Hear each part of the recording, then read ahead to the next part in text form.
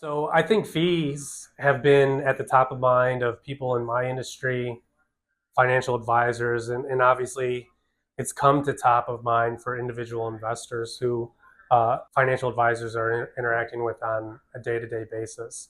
We saw pressure come down from a commission standpoint where a lot of the discounted brokers offer zero commissions. From that standpoint, we've seen pressure across the asset management business, first with the introduction of ETFs that generally tended to be at a lower expense ratio, and then ETFs that are even less expensive.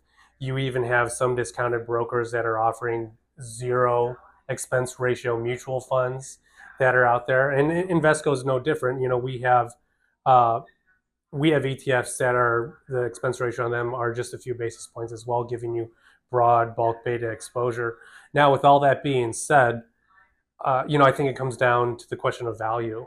Similar to our clients, financial advisors, the conversations that they're having about the value that they bring outside of just managing a portfolio, having an understanding, and I think providing specific exposure, within the asset management world is something where I think fee pressure will always be there. It has always been there as I've been in the industry, and we have seen fees come down.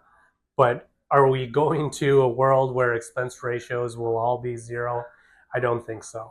I think it's more challenging than what individual investors and what financial advisors think. There's a lot more things that go to managing these portfolios underneath the hood. And specifically within the ETF space, you have ETFs that utilize the creation redemption process that allow them to not pass on capital gains in most cases to individual investors. So I think it's a great question. I think it's something we need to keep on evaluating as time passes.